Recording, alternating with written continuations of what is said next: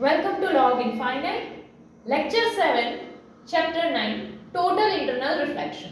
So first अगर हम ये डायग्राम में देखते हैं तो यहाँ पे हमें रिफ्रैक्शन देखना है एंड ये जो नीचे मीडियम है वो डेंसर मीडियम हो एंड ये जो ऊपर है वो रेयर मीडियम हो. ये जो नीचे मीडियम है इसे हम बोल देते हैं मीडियम 1 एंड इसे हम बोल देते हैं मीडियम 2.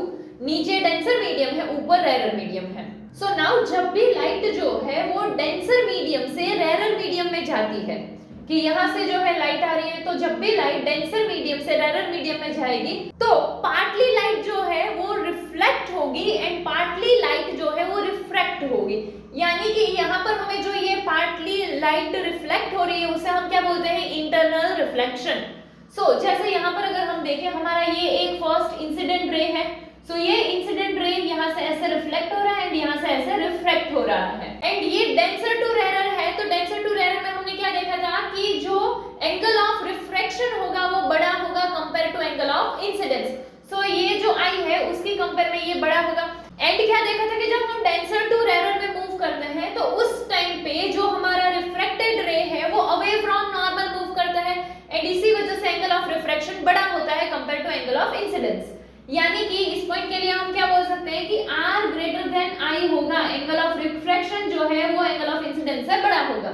फिर सपोज कि एंगल ऑफ इंसिडेंस जो है उसे हम बढ़ाते जाते हैं तो जैसे जैसे हमारा एंगल ऑफ इंसिडेंस बढ़ेगा वैसे वैसे एंगल ऑफ रिफ्रैक्शन भी इंक्रीज होता है. बट एंगल ऑफ रिफ्रैक्शन जो है वो किस पॉइंट तक इंक्रीज होगा, π/2 तक. मतलब ये एक पॉइंट आएगा कि जब हमारा जो इंसिडेंट रे होगा उस रे के लिए एंगल ऑफ रिफ्रैक्शन जो होगा वो 90 डिग्री होगा. जैसे कि यहाँ पे अगर हम देखें हमने इस वाले रे में ये एंगल ऑफ इंसिडेंस बढ़ा दिया तो एंगल ऑफ रिफ्रैक्शन बढ़ गया. फिर हमने एक और लिया कि जिसमें हमने एंगल ऑफ इंसिडेंस को बढ़ा दिया तो इस पॉइंट पे हमें जो ये रे मिल रहा है रिफ्रैक्टेड रे वो इस साइड आ गया, यानी कि वो सेपरेटिंग सरफेस के पैरेलली मूव कर गया. सो इसीलिए यहाँ पर नॉर्मल होगा एंड ये हमारा रिफ्रैक्टेड रे है तो एंगल कितने का बन जाएगा, 90 का बन जाएगा.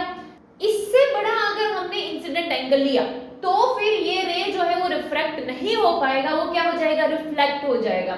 सो जैसे अगर हम यहाँ पर देखें कि ये हमारा ऐसे नॉर्मल है, इस रे को ऐसे जाना था बट वो ऐसे गया. देन यहाँ पर अगर हम देखें तो ये रे को ऐसे जाना था बट वो रिफ्रैक्ट होके ऐसे गया. फिर ये पॉइंट पे अगर हम देखें तो हमारा नॉर्मल यहाँ से ऐसे होगा, इस रे को यहाँ से ऐसे जाना था बट वो रिफ्रैक्ट होके इस सरफेस के पैरेलल गया. यानी कि एंगल ऑफ रिफ्रैक्शन जो है कहाँ तक इंक्रीज हो सकता है कि जिस पॉइंट पे हमें रिफ्रैक्टेड रे सेपरेटिंग सरफेस के पैरेलल मिले एंड उस पॉइंट पे एंगल ऑफ रिफ्रैक्शन कितने का होगा, π/2 का होगा. एंड इस पॉइंट पे जो इंसिडेंस एंगल होता है उसे हम क्या बोलते हैं, क्रिटिकल एंगल. एंड जैसे ही हमारा इंसिडेंट एंगल क्रिटिकल एंगल से बड़ा होता है तो उस पॉइंट पे जो रे होगा वो क्या हो जाएगा, रिफ्लेक्ट हो जाएगा. जैसे यहाँ पर हमारा ये क्रिटिकल एंगल है, उससे बड़ा अगर इंसिडेंट एंगल हुआ तो ये रे यहाँ से ऐसे रिफ्लेक्ट हो गया है. सो ये जो होगा इसे हम क्या बोलते हैं, total internal refraction. So total internal reflection क्या होगा कि जिस पॉइंट पे हमारा जो रे है वो इंसिडेंट होने के बाद कंप्लीटली रिफ्लेक्ट हो जाता है तो उसे हम टोटल इंटरनल रिफ्लेक्शन बोलते हैं. सो ये हमने डायग्राम के थ्रू समझा है. नाउ अगर हम उसका डेरिवेशन देखें, यहाँ पे जो क्रिटिकल एंगल है तो क्रिटिकल एंगल को क्या बोलेंगे, IC. क्रिटिकल एंगल किस पॉइंट पे होगा, तो जिस पॉइंट पे एंगल ऑफ रिफ्लेक्शन π/2 मिलेगा और यू कैन से रिफ्रैक्टेड रे सेपरेटिंग सरफेस के पैरेलल मूव करेगा, उस पॉइंट पे जो इंसिडेंट एंगल है उसे क्या बोलते हैं, क्रिटिकल एंगल. एंड उसे किससे लिखते हैं, IC से. सो स्नेल्स लॉ अगर हम देखें तो स्नेल्स लॉ क्या था, तो n1 sin i equals to n2 sin r ऐसा था. सो अगर हम ये क्रिटिकल एंगल वाला जो है उसके लिए ले तो यहाँ पर इंसिडेंट एंगल को हम क्या लिख सकते हैं, IC. सो यहाँ पर हम ऐसा लिख सकते हैं कि n1 sin IC equals to n2 sin r. And ये n2 यहाँ मल्टीप्लाई है, यहाँ से आएगा तो डिवीजन में आ जाएगा. सो क्या हो जाएगा, n1/n2 sin IC equals to sin r. n1/n2 जो है उसे हम क्या लिख सकते हैं, n12. देन क्या हुआ, ये sin IC equals to. Now यहाँ पर कि ये क्रिटिकल एंगल है तो रिफ्रैक्टेड एंगल कितना मिलेगा हमें, 90 का. तो इसीलिए sin r की जगह क्या लिख देते हैं, sin 90. नाउ sin 90 का जो वैल्यू होता है वो क्या होगा, 1. सो क्या आ जाएगा, n12 sin IC equals to 1. And इसको अगर हम ऐसे लिखें कि n1/n2 sin IC equals to 1. सो यहाँ पे अगर हम देखें तो n1 यानी ये हमारा डेंसर मीडियम है, n1 को हम ले लेते हैं n एंड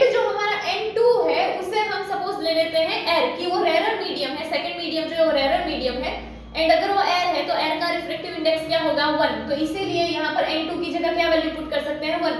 सो यहाँ क्या हो जाएगा, ये n1 जो है उसकी जगह हम लिख देते हैं n अपॉन में n2 है, n2 की जगह क्या आ जाएगा 1 एंड यहाँ पर ये साइन IC यहाँ मल्टीप्लाई इक्वल टू के यहाँ भेजेंगे तो डिवाइड में आ जाएगा।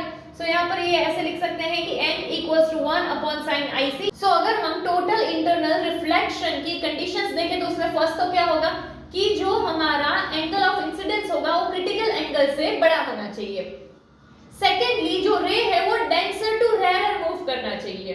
नेक्स्ट, टोटल इंटरनल रिफ्लेक्शन के लिए अगर हम एक एक्सपेरिमेंट देखें, एक ग्लास बीकर है एंड उस ग्लास बीकर में हम क्लियर वाटर डालते हैं एंड सोप के साथ हम थोड़ा सा उसे स्टर करते हैं कि जिससे जो वाटर है वो थोड़ा सा टर्बिड हो जाए। देन क्या करना है, एक लेजर पॉइंटर लेना है एंड इस लेजर पॉइंटर को जैसे ही हम इस वाटर में ऐसे रखेंगे तो हमें बीम का पाथ जो है वो दिखाई देगा एंड यहाँ पे बीकर के बिलो की साइड से अगर हम पॉइंटर को यहाँ पर रखते हैं इस तरह से कि जिससे करके जो बीम है वो सरफेस पे जाए एंड जब वो ऐसे सरफेस पे जाएगा तो क्या होगा कि यहाँ पर वाटर है सो डेंसर मीडियम आ जाएगा, तो यहाँ पर partial reflection and partial refraction होगा।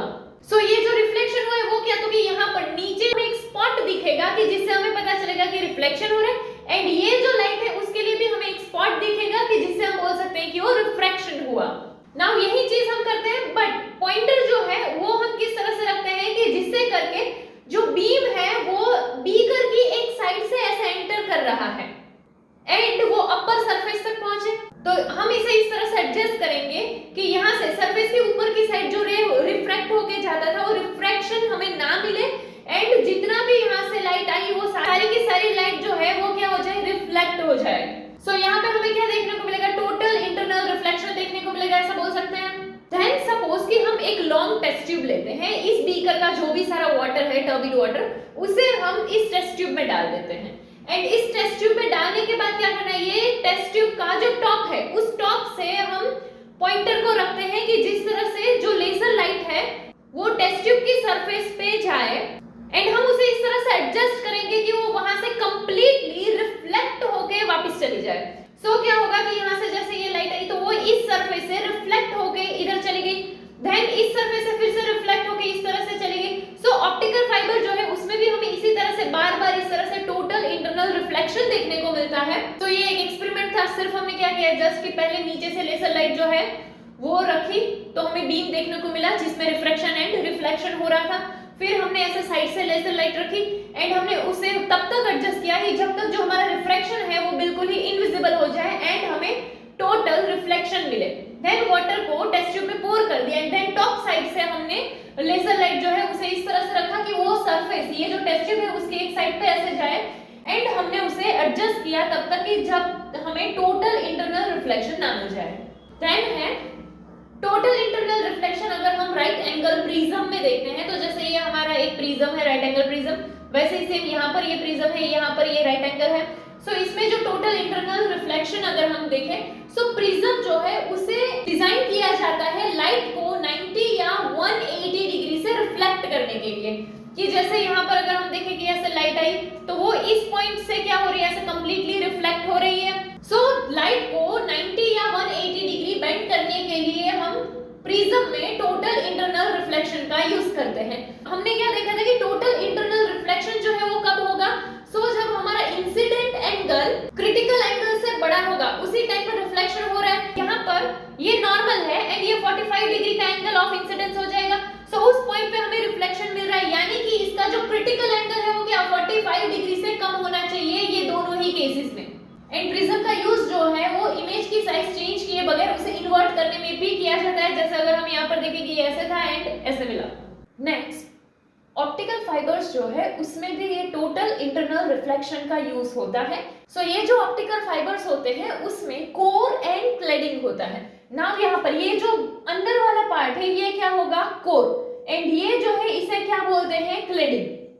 एंड ये कोर का रिफ्रैक्टिव इंडेक्स जो होगा वो बड़ा होता है ये जो क्लेडिंग का रिफ्रैक्टिव इंडेक्स है उसके कंपेयर में। अगर कोर का रिफ्रैक्टिव इंडेक्स बड़ा है इसका मतलब क्या होगा कि ये डेंसर मीडियम हो जाएगा एंड क्लेडिंग का रिफ्रैक्टिव इंडेक्स कम है यानी कि वो रेयर मीडियम हो जाएगा। तो कोर का रिफ्रैक्टिव इंडेक्स जो होगा वो क्लेडिंग के रिफ्रैक्टिव इंडेक्स से बड़ा होगा। एंड जैसे हमारा ऑप्टिकल फाइबर है, इसके एक एंड से अगर ऐसे कोई भी एक रे आता है तो वो इस तरह से यहाँ एंगल बनाएगा कि हमें टोटल इंटरनल रिफ्लेक्शन मिलेगा। एंड हर एक जगह पर वो जो एंगल बनेगा वो किस तरीके से होगा कि वो क्रिटिकल एंगल से बड़ा होगा, क्योंकि हमने टोटल इंटरनल रिफ्लेक्शन की रिक्वायरमेंट में देखा था कि जो एंगल है इंसिडेंट एंगल वो क्रिटिकल एंगल से बड़ा होगा तो ही रिफ्लेक्शन हो सकता है। सो यहाँ पे जो भी सिग्नल जो है वो जो अदर सरफेस पे जो एंगल बनाएगा वो कैसा होगा, क्रिटिकल एंगल से बड़ा एंगल होगा। सो यहाँ इस तरीके से हमें रिपीटेड टोटल इंटरनल रिफ्लेक्शन देखने को मिलता है एंड सिग्नल जो है वो ऐसे ट्रैवल करता है। एंड यहाँ पर टोटल इंटरनल रिफ्लेक्शन हो रहा है, इसी वजह से हमें ज्यादा अमाउंट में लॉस देखने को नहीं मिलता, यानी लाइट सिग्नल की इंटेंसिटी जो है उसमें ज्यादा चेंजेस नहीं आते हैं। एंड अगर ये बेंट हुआ हो तब भी लाइट जो है वो इसमें से इजीली ट्रैवल कर सकती है। एंड ये ऑप्टिकल फाइबर जो है उसका हम एज अ ऑप्टिकल पाइप जो है वैसे भी यूज कर सकते हैं।